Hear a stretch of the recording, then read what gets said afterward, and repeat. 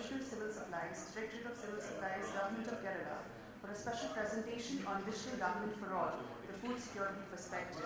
Slightly different perspective from the entire gamut of programs that we are seeing.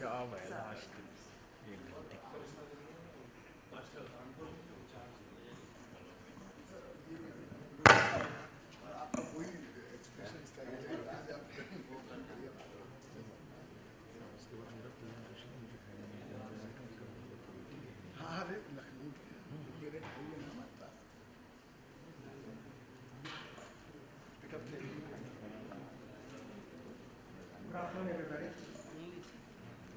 It's a slightly different perspective, and it deals largely with food security for the country, but also what I am trying to do here, stand before you, is how to take the journey from the present system to a more transformative system. The Honorable Speaker just before me, Shri Anil Swarup, in the last 7 months has epitomized how a particular ministry where government would be auctioning natural resources, and we all are aware about the history and the background, the coal scam, the allocations, etc. In 7 months, how a single well-meaning individual could leverage the possibility of ICT technologies and platforms to provide an auction platform which resulted in, of course, projected revenues of 4 lakh crores in actual revenue to the government. Now, my views, of course, are personal, disclaimer. And please pardon me if I'm running through most of the slides because I'm trying to work it out according to this framework. I'll talk a bit on the Digital India perspective, then I'll come down to the food security paradigm, talk about the National Food Security Act, and then I'll come down to the conceptual solution and issues for contemplation. Now, I may be sort of deviating into hardcore food security and the legislative framework, but since most of you may not be food sector, so I would have to keep that perspective and then go on. But please pardon me if I'm running through the slides. That's the sum and substance of the Digital India framework, essentially to transform India into an empowered knowledge society, and the technology is used as a transformation tool. There are three key areas which are also on the brochure of this seminar that we are having, and it's based on nine pillars which are very well enunciated on the website. The impact also is quantified by 2019, what the digital government or Digital India seeks to do, and the amount that is needed is also quantified, 10,000 crores in the first financial year and 13,000 crores subsequently. Now, India, of course, undeniably, speakers have spoken here, has been recognized globally as a soft power. And these are just slides to reiterate that the software exports, the electronics and IT production profile. Now, India, of course, is the platform is ready. You can see the teledensity, the coverage, the exponential growth of the mobile coverage in the country, which actually provides the platform which is ready for, as certain speakers have mentioned in quotes, leapfrogging. Now, this is how it is. The leftmost slide basically is about the legacy utilities, which then in terms of transition come down to partly automated paper-based processes, online payments, etc. And then you have e-governance as a robust sort of ICT-enabled citizen-centric service. It covers the whole gamut, G2C, G2B, G2G, and G2E.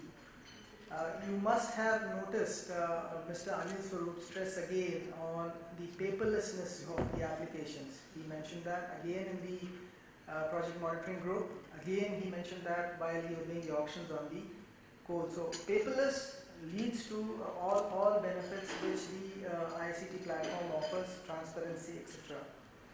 Now, this is the e-governance maturity models. There are n number of academic models which are propounded, but informational, interactional, transactional, and connected. We are somewhere around 118 out of globally a total of 193 countries. That's the UN e-government survey of 2014. That's the National E-Governance Plan. It shows you the various mission mode projects. The 14 green are providing the services, 11 are partially providing services, and 3 are under implementation. There are a total of 252 services which have been identified, out of which 222 services are on the e-governance platform. Now, interestingly, the public distribution system is in white. It is shown on the outermost circle, just under police. That's the area that I'm going to focus on. Now, we've heard a lot about IT, we've heard a lot about India's extremely strong emergence as a global thought leader and in terms of contribution to the IT growth globally. But where do we stand in terms of food security? Now, you have around 1 billion people globally who are hungry still. Every day they sleep without a meal and they're still hungry. Now, the good news is that as per the Millennium Development Goals, around say 72 out of 129 countries which are monitored by the Food and Agricultural Organization, they have managed to halve the number of hungry in their countries.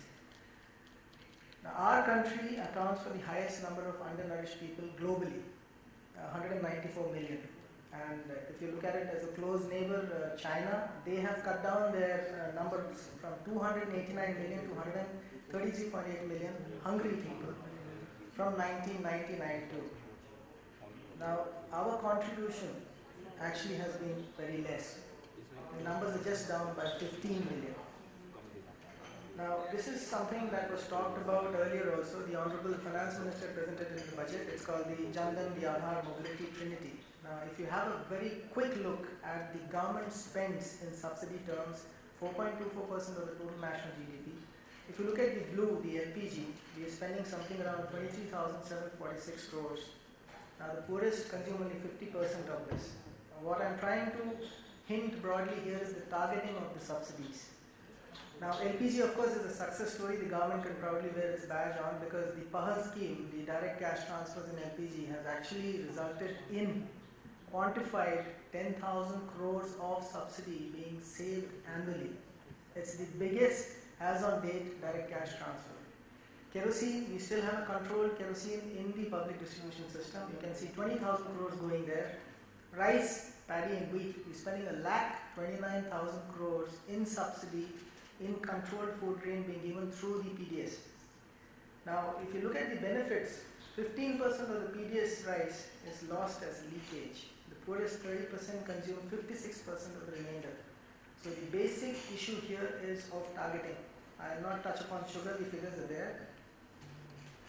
Now, I'll just tell you how the public distribution system network is organized. It's largely for the benefit of people who are not there, not aware of the food sector, but I'll run through these slides again. The Food Corporation of India is the major government procurement agency centrally. It procures from states and it routes this to its food corporation warehouses from where the state governments pick up their allocation in rice or in wheat from the Government of India.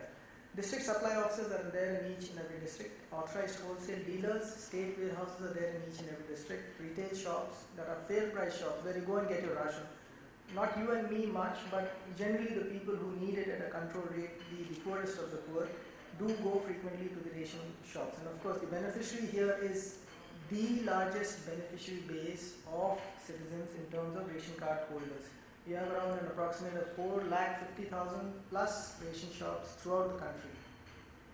Now, the schematic flow, as I said, red is the Food and Civil Supplies Department, Government of India allocates the food grain, FCI procures, distributes to the wholesale dealers, from there to the ARD, the authorized retail dealer, or the fair price shop as it's known, and then finally to the card dealer. The basic issue here is the quality of the food grain. Sometimes you end up getting very poor food grain, timely delivery, correct system of ensuring that the food grain is being taken by the right kind of beneficiary, and of course grievance redressal. Someone has a complaint, you are able to redress that complaint. Now, Food Corporation of India set up in 1965. Those days there was a major shortage of food grains. That is pre-Green Revolution, PL 480, we were shipped to mouth, and in fact we were getting 6 to 7 million metric tons, whereas the entire production was 10 to 12 metric tons. Lal Bahadur Shastriji had actually made an appeal, a national appeal, that skip a meal a week. That's the situation it was in. And there were three basic functions. One is effective price support to the farmers, one is to procure food grains for the PDS, and to have a strategic reserve. Now, this is where it all started. It did a phenomenal work there when our production levels were really down. But as on date, our agriculture productions will be surplus, we export. But is that role really relevant? And please bear with me as I talk the non-technical part, because that's only when I can underline how the technology can transform the sector and what we are attempting to do. Now, operational efficacy wise, FCI actually is only procuring from 13.5% of the farmers. So the rest of it is all in the private markets, which largely is still not regulated. So you have a lot of commission agents, and the APMC, the Agriculture Produce Marketing sector, is a completely different ball game altogether, which will need another session much longer than this. Now, as on date, we have huge surplus grain stocks, which are much above our buffer stock norms. And that means that food grain is actually held and not effectively reaching those who are actually sleeping hungry every day. The green line actually shows what the mandated buffer stock is. The red is for wheat and the blue is for rice, which is showing how much we are holding. Rice is okay, you're holding it up to the buffer stock limits, but if you add it with wheat, where rice is not a staple for most of the northern part of the country, we have huge excess of stock. Now, why I'm trying to tell this is operational efficacies. This is the kind of tons of food grain that we, at the food corporation level itself, goes as damage. 56,000 tons last 5 years. And of course, some of it was due to natural calamities and all, and there has been some justification saying that the percentage of this food grain damage is reduced from 2.5 to 0.7%. But the fact is that while people sleep hungry and don't have access to food, you still have food rotting and getting damaged in our godowns. Now look at the operational efficiency. 16,000 departmental workers, who are laborers basically, for loading the trucks that go to these food corporation godowns. And you may not believe it, but some of them, on a very odd kind of a perverse incentive system, earn almost up to 4 lakh rupees a month just loading sacks of rice onto the trucks. Now this is not me telling you this. It is the Honorable Shantaram Committee, High Power Committee, which is looking at the restructuring of the FCI. Now, if you look at the public distribution system, the same committee has said that the diversions in food grains is something around 46.7% nationally. Now, a 2005 evaluation by the Planning Commission then, it's 10 years back. 10 years back, that's when the TPDS evaluation actually said that all India, you have this problem. Above poverty line households are getting a share of the subsidized food grain, that's around 21% of the households. Total food grain leakage is around 36.38%, and food grain leakage through ghost cards is around 16. Ghost cards are essentially people who don't exist but have multiple ration cards. And the share of the poor households is peaking around 42.17. This study was 10 years back, and there has been no evaluation study thereafter. Now I'll come back to the subsidy amount. We're looking at something like close to 1,70,000 crores, of which approximately 30-35% is being dissipated. So is it meaningful expenditure for the government? Secondly, if you look at the food subsidy in 10 years, 2004-05, it's around 25,746 crores. 2014-15, the budget estimates it's 1,10,500 crores. So it's grown 4 times over, and this is the projected requirement because of the National Food Security Act, which was enacted in 2013. So you're looking at it in 2019-20, it grows to 1,53,714 plus for decentralized procurement, additionality of 37,000 crores. We are looking at something like 1,90,000 crores. So the food subsidy essentially is just increasing, but the efficacy or the operational delivery of the system still remains the same. Now the problems in the system at the ration shop level, there's no real independent information of ration entitlement, no real information. There's complete dependency on the ration dukanwala. What he says is what you have to believe. There's no freedom of choice. You have to go to that ration shop. There's no value addition on the food grain at the ration shop. You get it as it is. and there are n number of problems if you're trying to get your ration card, get your grievance redressed, if you're having some problems and complaints. The system is not responsive. Supply chain management issues are n number, from the food corporation go down itself to the wholesale go down itself, grain is diverted. The whole ball game here is the price being controlled. For say in a state like Kerala, where I am the Commissioner of Civil Supplies, rice is given at 1 rupee a kilogram for the poor under the BPL. Now this 1 rupee rice is of good quality, and in the open market it is 42 rupees. So if you are able to divert a 1 rupee rice and sell it out for even 40 rupees, which is 40 times the amount that you actually really invested as capital to get the rice, it's an amazing kind of system, because even the drug cartels in Colombia or in Mexico are not making that kind of a profit. So you just put in 1 rupee, you get 40 rupees. And there are issues about n number of stakeholders here who are looking at making the system work the way it is, because it helps them feather their own nests.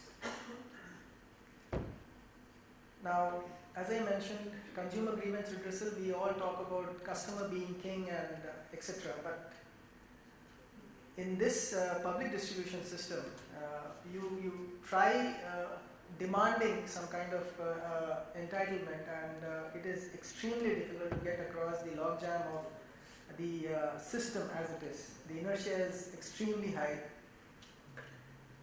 Now we come to the technical side. There was a Honorable Apex Court ruling, and this was in 2010 July, which said that the entire PDS should be computerized. I'm talking about 5 years back.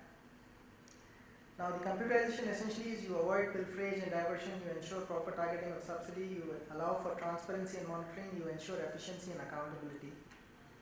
And 4 aspects largely are what the computerization has to focus on. One is the database digitization. Now in government, ration card databases are the largest databases.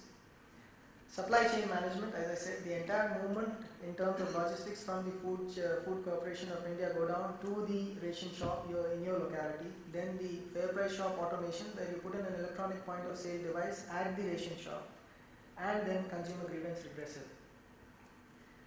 Now I'll just run through these slides. These talk about the National Food Security Act 2013.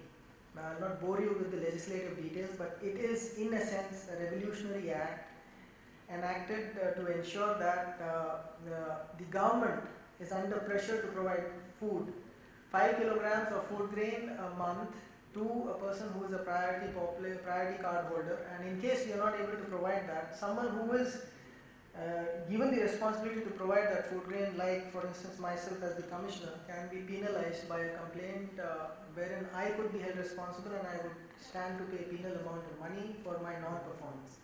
Now that's the sum and gist of this entire act. But there are a lot of huge issues which I will not touch upon. Say for instance, it says doorstep delivery of food grains. That means government should take over the responsibility of delivery of food grains, not just to the FCI go down, but further from the FCI go down to the wholesale, and from the wholesale to the ration shop. So that, but the problem here is, again, in government we break it into n number of undoable things. So state governments, all the state governments are now saying I need around 250-300 crores a year to transport my food grain. How is Government of India helping us? And Government of India is basically saying that I have reduced my fiscal space and given you more devolution under the Finance Commission, the 14th Finance Commission outlays. So you think creatively from there. So it's always the finances part is a push and pull. The population coverage is a big issue. Say for instance in Kerala, the state government believes you should have universal coverage, whereas in certain states it's only the below poverty line population that is covered. So in Kerala we have a situation where 53% of the population will actually go outside the coverage of the Food Security Act. Now the entitlements. Now as I mentioned, in Kerala we are giving food grain at 1 rupees, but in Uttar Pradesh and Bihar they give it at the 6 rupee 20 paisa. So for them, once Bihar and UP shift over to the NFSA, they get food grain at 3 rupees, which makes it financially much more sustainable. But for Kerala already giving at 1 rupee, or at Tamil Nadu, which is giving free food grain to the poor, it doesn't make much sense.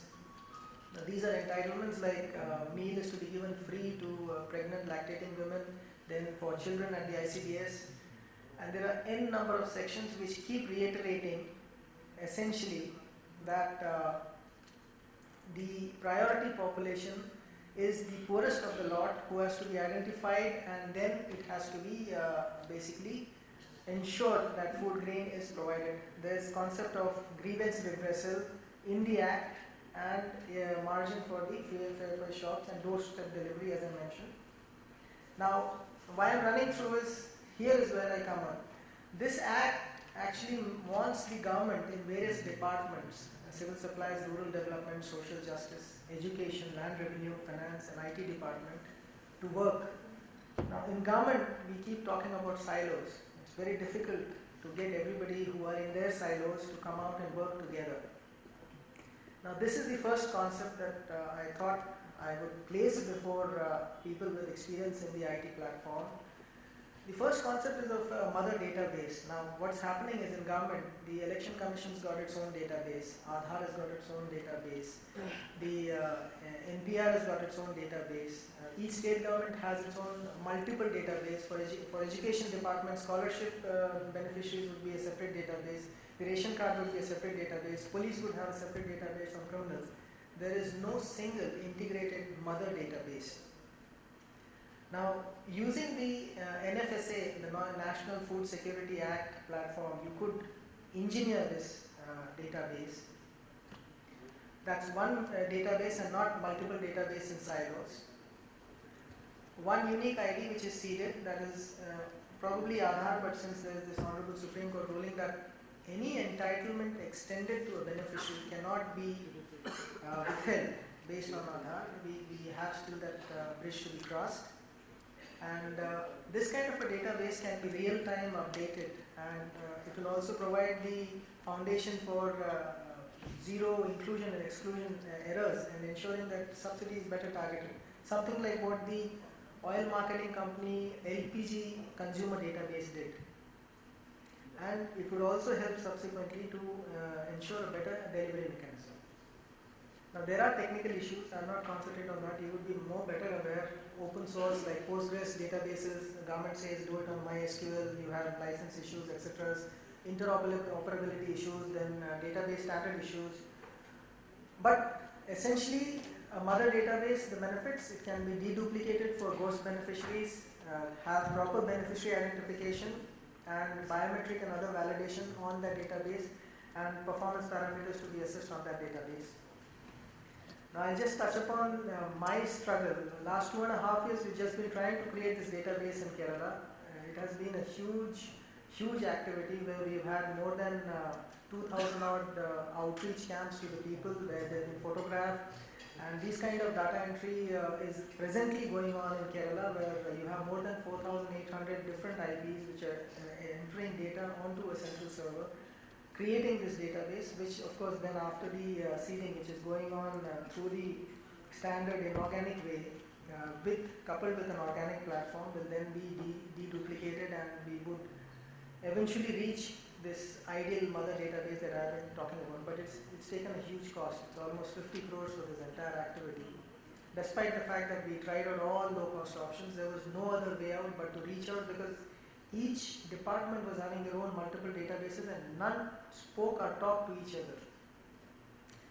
Now, door-to-door delivery, those two images simply show you the GPS-enabled fleet management application. What I'm trying to say is that if government is to take over the responsibility of delivering food grain from the food corporation go down to the ration shop, and there's a ration shop in every 2 square kilometers of the country, ideally speaking, the government ends up having an extremely good logistics mechanism. So even it could provide it as a low-cost platform for transporting goods, for transporting this thing, or for providing any kind of services on this platform, and that could be then made sure to function on a cost-effective platform by using technology such as GPS, GIS, indexed vehicle route mapping, fleet management systems that could pinpoint the location of stock in transit, of course for food grain, but for any other thing. Because other than transporting food grain, the platform could also be used for transporting anything which essentially is provided by the government. You can talk about even e-commerce, you could deliver packets on this. E-post could integrate with this. This would be a platform which is actually hard and soft, hard on the ground in terms of trucks, manpower, labor, and soft in terms of the backend that actually monitors it and provides you the least cost solution. Now, what I'm trying to emphasize here or project is what could be doing wonders for the PDS could also be a multiple delivery platform, at least for the door-to-door delivery. Since anyhow government is spending money, might as well make it money well spent. The third concept is the FPS automation. Now here you're putting a device, a GPRS enabled device at each of the ration shops. As I mentioned, 450,000 odd places. Now, it can function as a mini citizen center. This machine can do wonders in the sense there is no limit to what it could function as a micro ATM. You could use it to give any kind of service. Say somebody wants to book a bus ticket, someone just walks in, he can book a bus ticket on that. And the earlier slide that I showed you about 252 services on the National E-Governance platform, all could be extended out, and imagine the phenomenal reach you get by putting this single device which is working on a platform that is able to provide these e-services directly to the citizen. And viability is a major issue in the PDS sector. We talk about viability because today, if I run a ration shop, in all honesty, then even if I have 500 dedicated customers, my commissions out of handling that food grain in a month would be just around 2,500 rupees, and that is also in a state like Kerala, which offers the highest commission levels for handling food grain. But if I steal even 20% of the stock that comes to my shop, I make around 45,000 a month. So unless you are increasing the commission levels for the stakeholders, that are ration shop dealers, things are not going to work that way. Now, this is something which is a platform that the government should seriously think about. If you have an integrated call center, which is actually a very high-end nerve center, and you have this electronic point of sale machines in each of the ration shops. Now, the call center works on a call being originated to it, a mail being given, a fax being sent, a written request being given to a minister or whatever. But imagine this, if a person just goes into a ration shop, presses a red button on the POS or even a red button on the touch screen, and then presents his biometric credential, and he receives an SMS alert from the back end saying that your unique ID consumer grievance is registered as such and such number.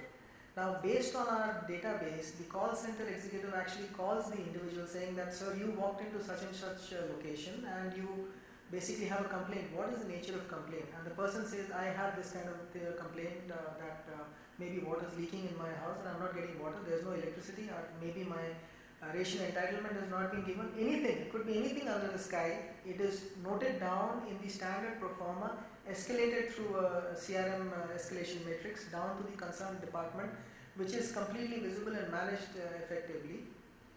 And if you're looking at, you see a schematic flow like this. Now here, after the escalation matrix on the right hand side, actually if you give say a 5-day or a 10-day grievance redressal period, and thereafter on a case basis out of 100 complaints, the call center could actually on sample basis call back people saying that, sir, you had given a complaint, this is how it was addressed. Are you satisfied on a scale of 1 to 10? Now this is only done right now in perhaps some car service centers where you go to get your car serviced and you get the car back and he calls you back, how would you rate the service? Or you call up the bank on your IBRS on the telebanking and they say that if you're completely satisfied with the call center services, rate 5 out of 5. But no government reaches out to the citizen and says, are you satisfied with the government service that has been given and would you rate us on a scale of 1 to 5? And that means quantified and performance indexing also for all these relevant sectors that are linked onto the consumer grievance redressal platform. Now I'm talking about a decision support system. Now this is essentially more for government servants. We are always used to, in our national context, to talk more about an emotional sort of an appeal of feeding the poor or working for the poor, but we do not have intelligent dashboards or essentially hardcore business analytics in the government sector is something which needs to be worked on very hard. What we are trying to say here is, if you have the map of a state and you are able to actually monitor the availability of stock or the price of essential commodities, not just 2 or 3, the entire gamut of 27 to 42 commodities in the wholesale market, in the local retail market on a real-time basis, because based on real feed. When the Joint Secretary National Highways, he mentioned in the morning that there would be an application where you would actually see a project which is shown live on the website, and how much money is allocated to that national highway, and what is the progress of the project. Turn it the other way around. If you put it onto a geospatial decision support system, talk about having feedback points or feedback loops on that highway, you can actually get actual feed on the ride quality of the highway. And you could factor that into a decision support system that allows you to index and provision for financial resources for repair of a particular section because the ride quality has come really bad. Or you could use it for other decision making, as in maybe road safety. You would understand this stretch is the most vulnerable in terms of accidents, in terms of traffic intensity, and then plan accordingly and reroute or rework the solutions which it offers. Now, all I'm trying to say is that the public distribution system, although it is presently a pretty non-glamorous sector and generally a place where government officials just don't want to spend time, but I do believe it is a very strong platform and has immense potential. It will reduce subsidy burden. That means you'll have much more money to do much better welfare. And as I mentioned already, you would have a responsive grievance redressal system. You could also promise a proper citizens report card based on government performance. And there are problems. I'll not talk about the problems, issues such as NIC, then the typical Sarkari approach of translating things, which essentially translates to a very high opportunity cost for an individual on the inside to outsource or to contract services on a platform in terms of jumping the hurdle of what are the government procurement systems. This is the proposed architecture, which if somebody is interested in, I would probably share on a one-to-one basis, providing the end-to-end computerization architecture in the state of Kerala, which essentially is the same and can be replicable nationally and effectively globally too. Thank you so much.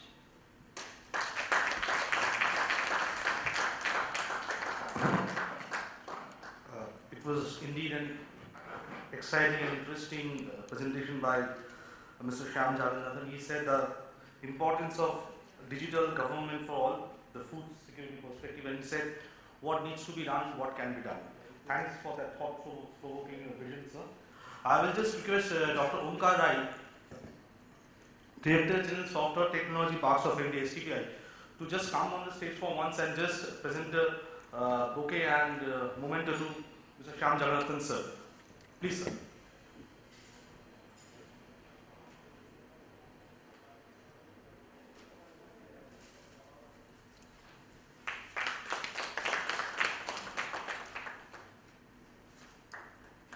Thanks, Shyam, sir.